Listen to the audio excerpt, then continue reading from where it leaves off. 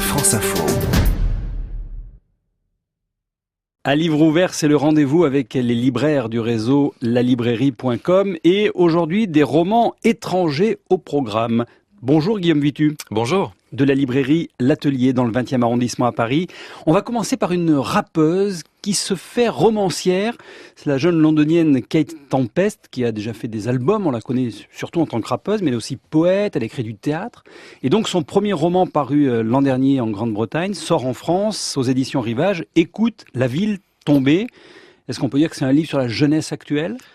Complètement. Écoute, la ville tombée, donc le premier roman de Kate Tempest, met en scène 3 jeunes personnages qui ont une trentaine d'années, Becky, Harry et Leon, que l'on suit dans les premières pages du roman, quitter Londres de façon assez précipitée. Ils montent tous les 3 dans une voiture, le coffre est chargé de billets et ils fuient quelque chose. L'objet des 400 pages qui vont suivre, c'est de faire comprendre au lecteur pourquoi et comment ils vont quitter cette ville de Londres. Mais dans Écoute la ville tombée, il est surtout question de faire le portrait d'une ville, Londres, et d'une génération, celle de jeunes gens nés entre 1985 et 1990, qui dans le roman de Kate Tempest doivent faire face à quelques désillusions et à une vie qui... À la vie tout bêtement. À la vie qui se présente à eux. Ce sont des jeunes qui affrontent la vie. Ce qui est intéressant aussi, c'est son écriture, parce qu'on l'a dit, elle est rappeuse, et l'écriture, là aussi, est très électrique, très prenante. Elle a un vrai sens du rythme, Kate Tempest. Il y a une vraie poésie qui se dégage de ses lignes. C'est vraiment une écriture tout en métaphore, tout en images. Et c'est vraiment un premier roman qui fait de Kate Tempest une auteure à suivre. Une épopée romanesque de ces jeunes londoniens. Écoute, La ville tombée aux éditions Rivage, signé Kate Tempest, signalant la traduction française Madeleine Nassalik. Un classique à présent. La citadelle d'Archibald Joseph Cronin, qui a été réédité récemment par les éditions Tusitala. Pourquoi ce choix, Guillaume, d'un livre ancien, les années 30 ? Eddie Cronin, c'est un auteur qui a rencontré beaucoup de succès au milieu du XXe siècle et qui était notamment très connu pour des romans, disons-le, à l'eau de rose. Dans La Citadelle, on a affaire à quelque chose de tout à fait différent, puisqu'on suit le parcours d'un jeune médecin dans la Grande-Bretagne des années 30, une Grande-Bretagne industrielle, minière, très dure.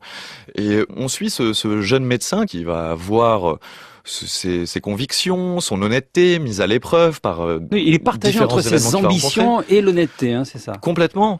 Et en même temps que cette trame narrative très forte offerte par Eddie Cronin, on a affaire à un vrai roman social, une vraie critique sociale, puisque La Citadelle est considérée comme l'un des romans qui va provoquer toute une réforme du système social anglais et qui verra naître, qui est un peu l'équivalent de la sécurité sociale en Grande-Bretagne. Grand succès populaire à l'époque, 500 000 exemplaires vendus en quelques mois. Complètement. Eddie Cronin, c'était un auteur qui rencontrait un succès fou.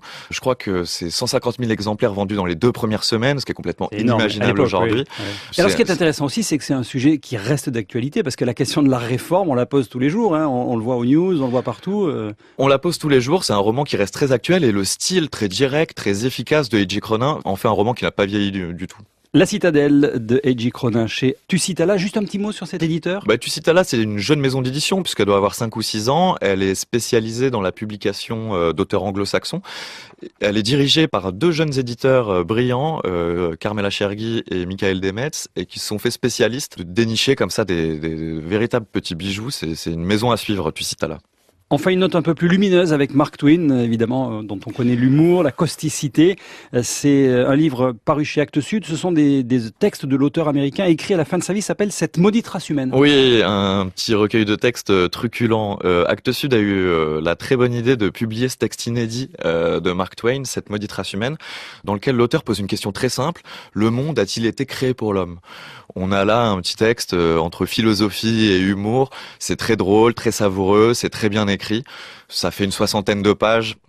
C'est une lecture vraiment à conseiller. Et c'est aussi un peu contre l'homme qui se croit un peu supérieur, c'est ça quoi. Une critique de l'homme, une critique de la société, et il faut bien le dire, une critique des Français qui en prennent régulièrement pour leur grade dans ce petit texte de Mark Twain. Mark Twain, Cette maudite race humaine chez Actes Sud. Et puis comme nous sommes dans la littérature étrangère aujourd'hui avec vous Guillaume, juste je signale pour les amoureux d'Harry Potter une série anniversaire sortie pour les 20 ans de magie à l'école Poudlard.